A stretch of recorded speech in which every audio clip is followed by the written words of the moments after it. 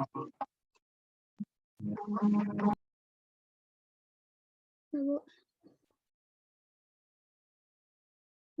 Assalamualaikum warahmatullahi wabarakatuh.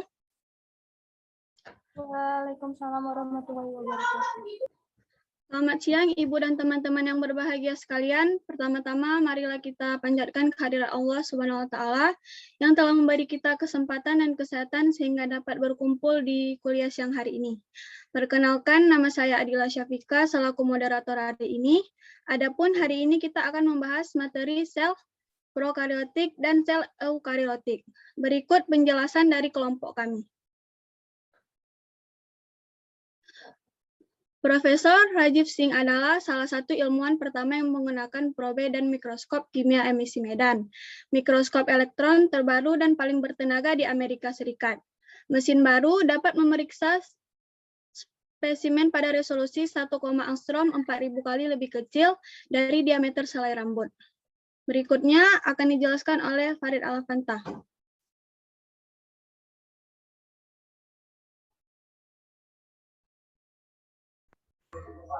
Sel prokariotik.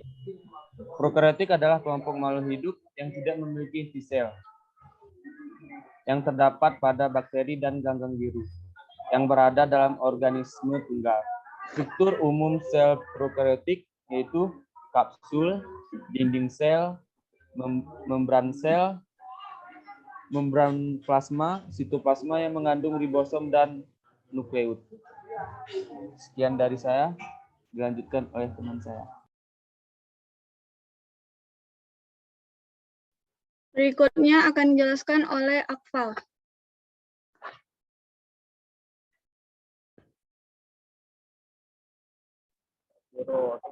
Baik, contoh sel prokariotik. Yang pertama, bakteri Escherichia.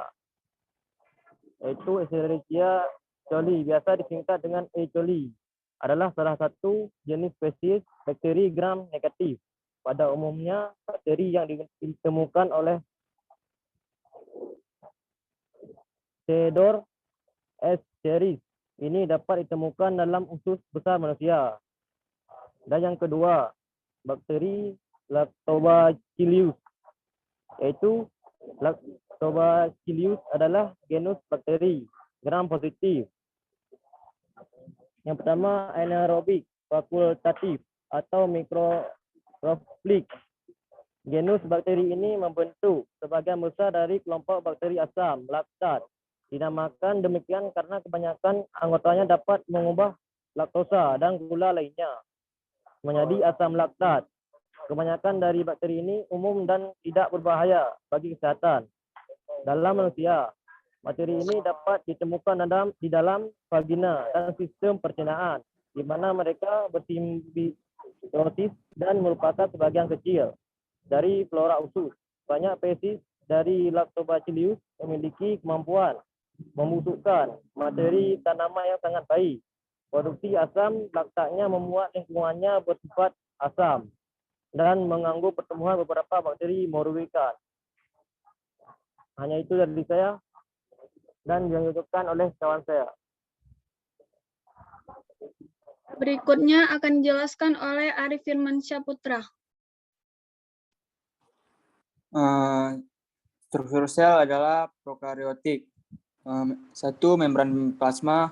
Membran plasma adalah membran sel, merupakan bagian sel yang membatasi bagian dalam sel dengan lingkungan di sekitarnya. Membran ini dimiliki oleh semua jenis sel. Membran sel merupakan bagian terluar sel pada sel hewan dan protozoa. Namun pada sel tumbuhan dan bakteri terletak di bawah dinding sel. Fungsinya antara lain membran sel sebagai bagian sel yang melingkupi seluruh isi sel memiliki fungsi yang sangat penting dalam perlindungan sel secara mekanik. Perannya dalam perlindungan mekanis nampak jelas pada sel hewan karena selnya hanya dibungkus oleh membran plasma saja. Unsur yang membangun membran plasma, protein 55%, fosfolipid 25%, kolesterol 13%, lemak yang lain 4%, karbohidrat 3%.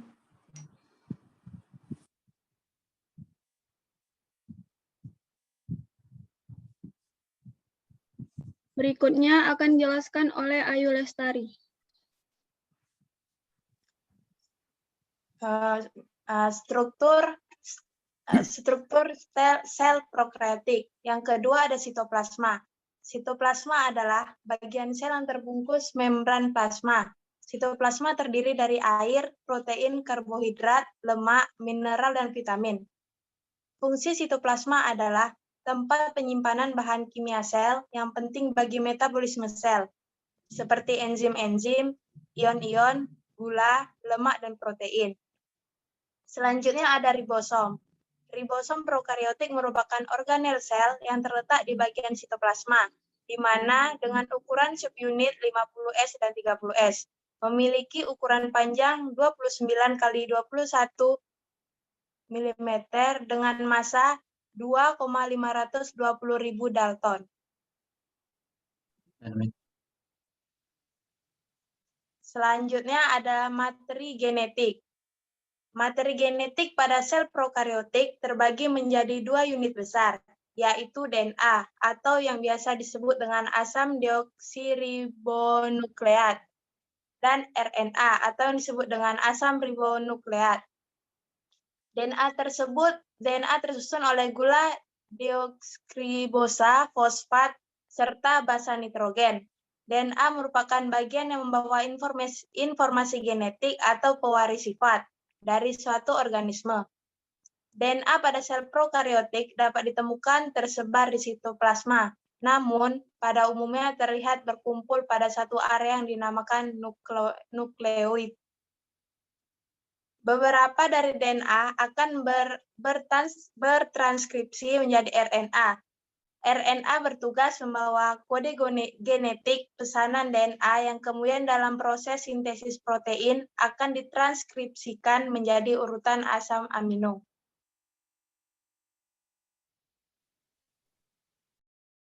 Baik, berikutnya akan dijelaskan oleh Latifah Zahra.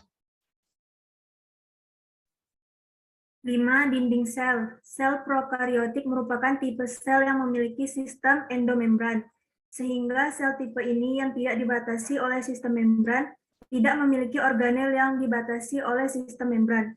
Dinding sel prokariotik terdiri atas makromolekul peptidoglikan yang tersusun dari karbohidrat, protein, dan lemak.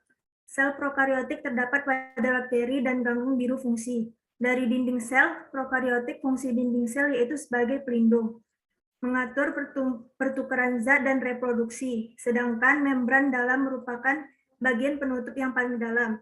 Membran plasma bakteri mengandung enzim, oksida, dan respirasi.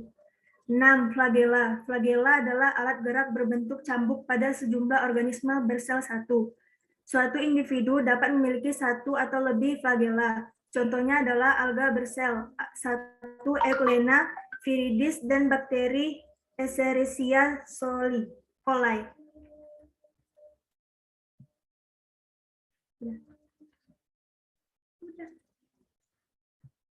Berikutnya akan dijelaskan oleh Putri Raihan. Sel eukariotik. Di dalam sel eukariotik, sitoplasma memiliki berbagai jenis organel sel seperti mitokondria, badan Golgi, lisosom, retikulum endoplasma, dan kloroplast pada tumbuhan. Contoh organisme yang memiliki sel eukariotik adalah tumbuhan dan hewan.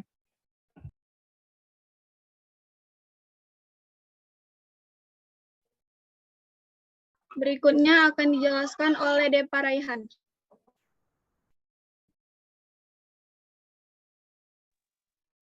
Jadi contoh dari sel eukariotik itu ada 3. Yang pertama, sel jamur Rhizopus oligosporus atau disebut juga dengan jamur pada tempe. Rhizopus oligosporus merupakan kapang dari filum Zygomicota yang banyak menghasilkan protese. Rhizopus oligosporus banyak ditemui di tanah, buah, dan sayuran yang busuk, serta roti yang sudah lama dan juga terdapat dalam nasi. Yang kedua ada sel padi. Padi tanaman padi atau Oryza sativa merupakan salah satu tanaman budidaya penting dalam peradaban. Meskipun tanaman budidaya, padi juga digunakan untuk mengacu pada beberapa jenis dari marga atau genus yang sama, yang biasa disebut sebagai padi liar.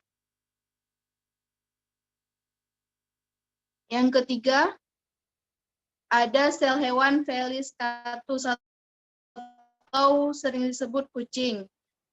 Kucing disebut juga kucing domestik atau kucing rumah. Nama ilmiahnya Felis silvestris catus atau Felis catus adalah jenis mamalia karnivora dari keluarga Felidae. Kata kucing biasanya merujuk kepada kucing yang telah dijinakkan, tetapi bisa juga merujuk kepada kucing besar seperti singa dan harimau.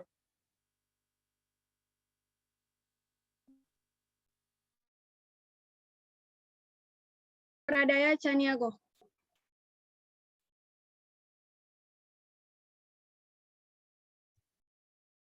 Agung Manado.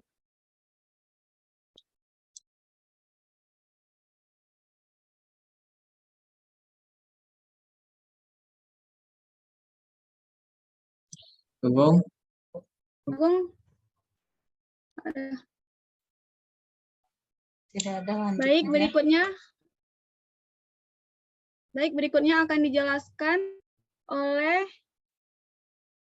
Siti Indah Maura Rahmah. Nukleus merupakan inti sel yang menjadi pusat komando pada sel eukariotik. Nukleus biasanya merupakan organel yang paling menonjol dalam sel karena menyumbang sekitar 10% dari volume sel. Bentuk dari nukleus bermacam-macam. Ada yang berbentuk lonjong, bulat, atau bahkan berupa cakram. Yang ketiga ada sitoplasma. Sitoplasma adalah bagian sel yang terbungkus membran plasma. Sitoplasma terdiri dari air, protein, karbohidrat, lemak, mineral, dan vitamin.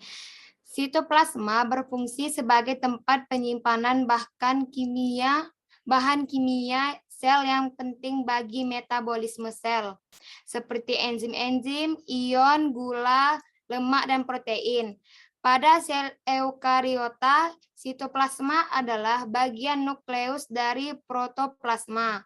Pada sitoplasma terdapat sitoskeleton, berbagai organel dan vesikuli, serta sitosol yang berupa cairan tempat organel melayang-layang di dalamnya. Sitosol mengisi ruang sel yang tidak ditepati organel dan vesikula dan menjadi tempat banyak reaksi biokimiawi serta perantara transfer bahan dari luar sel ke organel atau inti sel. Sitoplasma bersifat koloid. Ukuran partikel yang terlarut adalah 0,001-0,1 mikron dan bersifat transparan. Sitoplasma terdapat di dalam sel tapi berada di luar nukleus dan organel-organel sel.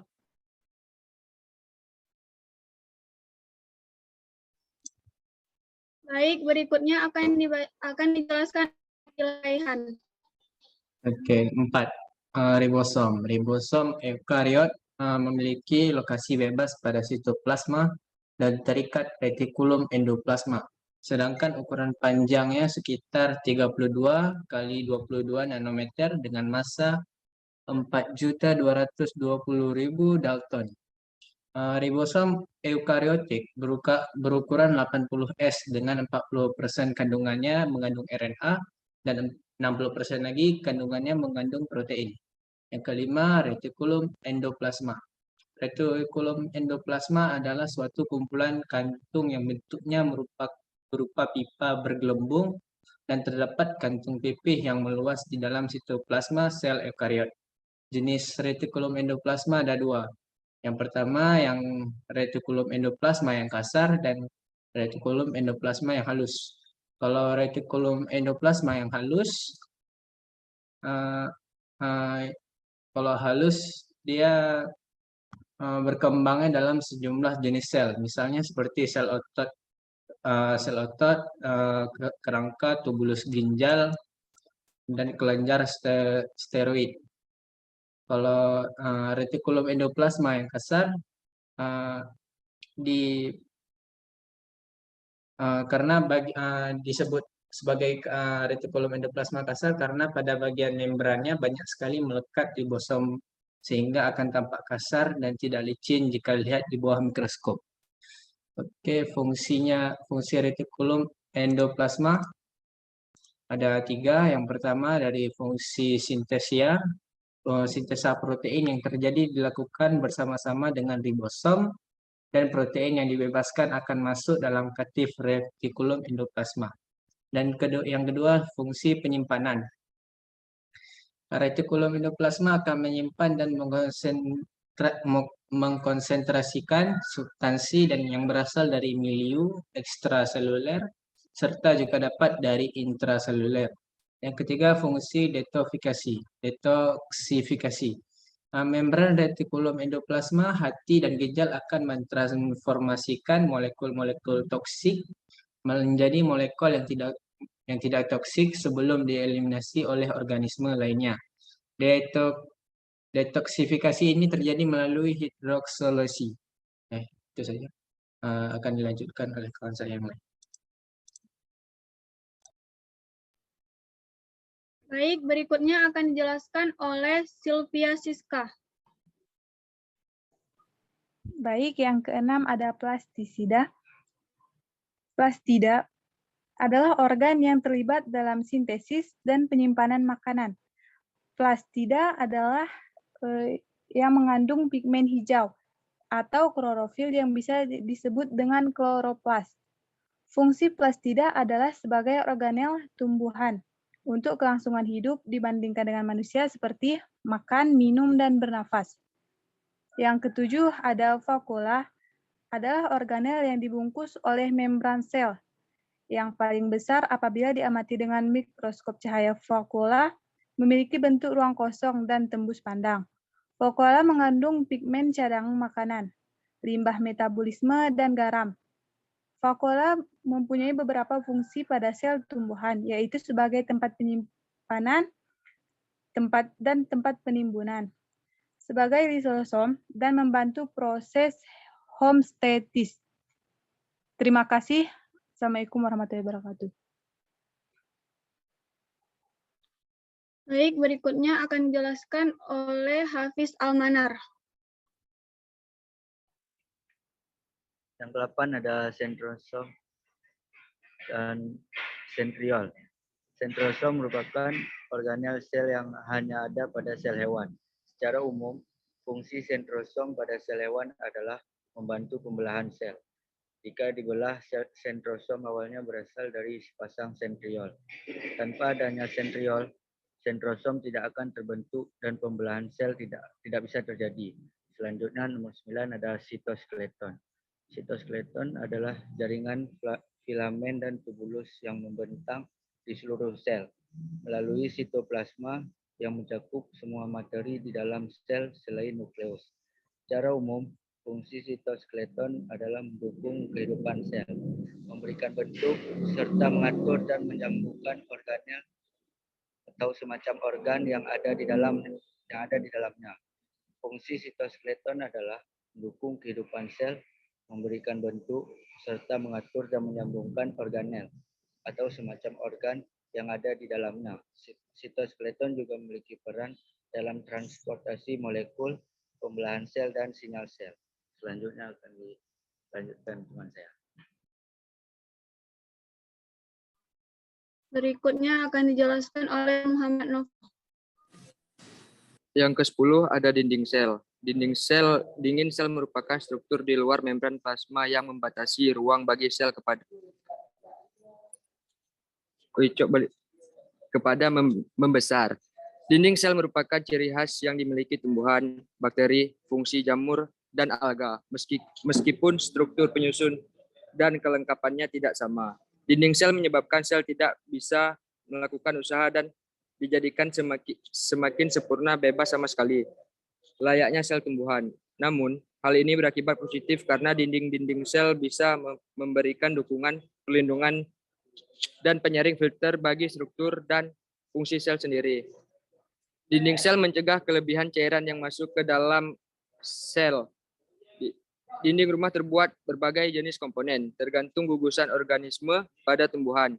Dinding sel sebagian luhur terbentuk oleh polimer karbohidrat, pektin, selulosa, hemiselulosa, dan lignin sebagai penyusun penting. Pada bakteri, peptidoglikan, suatu glikoprotein, menyusun dinding sel. Fungsi mempunyai dinding sel yang membentuk dari kiltin. Sementara itu, dinding sel alga berbentuk dari glikoprotein, pektin, dan sakarida sederhana gula racun.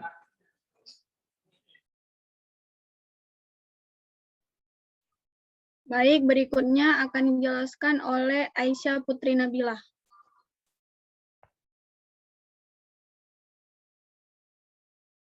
Perbedaan sel prokariotik dan sel ekariotik. Sel prokariotik dan sel ekariotik ada dalam organisme multiseluler. Keduanya terdengar sama tapi sebenarnya berbeda. Sel prokariotik adalah sel yang berada dalam organisme sel tunggal atau uniseluler. Sedangkan sel ekariotik adalah sel yang berada dalam organisme multiseluler. Keberadaan dinding sel-sel prokariotik selalu memiliki dinding sel yang kaku dan terbuat dari peptidoglikan atau polisakarida. Sedangkan sel ekariotik tidak memiliki dinding sel, kecuali pada sel tumbuhan yang terbentuk dari polisakarida. Keberadaan inti sel, sel ekariotik memiliki inti sel, sedangkan sel prokariotik tidak memiliki inti dan membran sel. Membran inti sel.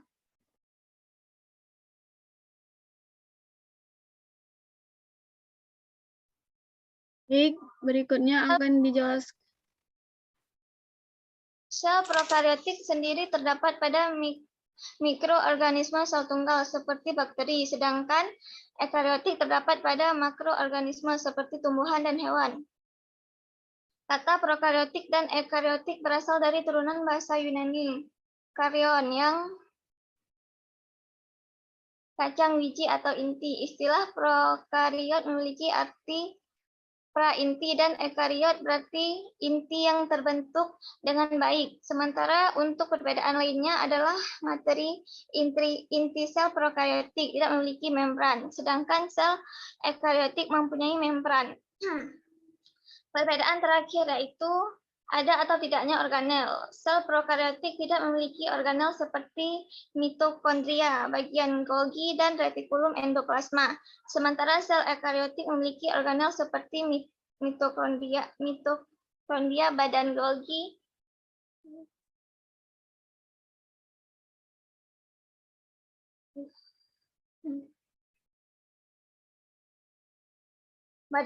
dan retikulum endoplasma.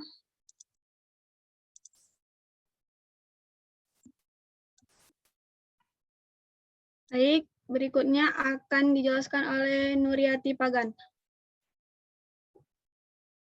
Jadi kesimpulan yang dapat diambil adalah yang pertama asal kata.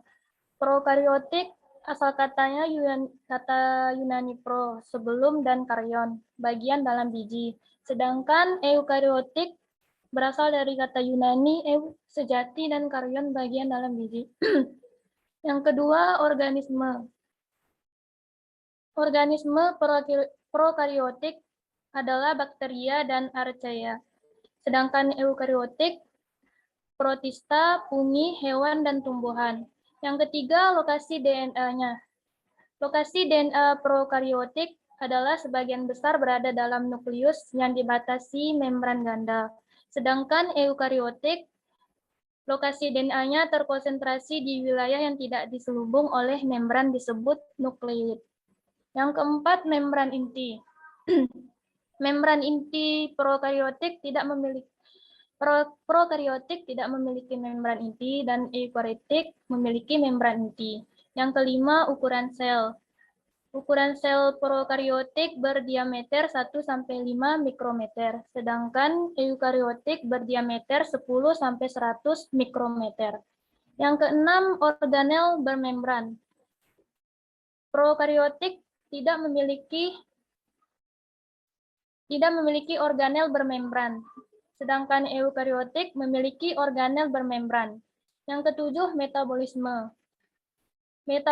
Metabolisme prokariotik adalah anaerob dan aerob, sedangkan eukariotik umumnya aerob. Ada beberapa pengecualian. Yang kedelapan, alat gerak. Alat gerak prokariotik adalah flagela dari protein, sedangkan eukariotik flagela dari mikrotubulus. Yang kesembilan, dinding sel. Dinding sel prokariotik tersusun dari gula tertentu dan protein, sedangkan eukariotik tumbuhan sama dengan selulosa, sama dengan hewan, sama dengan tidak punya bumi, sama dengan kitin. Yang ke-10, reproduksi. Reproduksi prokariotik adalah pembelah biner, sedangkan eukariotik mitosis, meiosis, dan pembelah biner. Yang terakhir adalah organisasi sel. Organisasi sel prokariotik bersel satu, sedangkan eukariotik bersel banyak kecuali protista. Terima kasih. Baik, mungkin ini saja yang bisa kami jelaskan dan kami sampaikan. Lebih kurang kami mohon maaf. Assalamualaikum warahmatullahi wabarakatuh.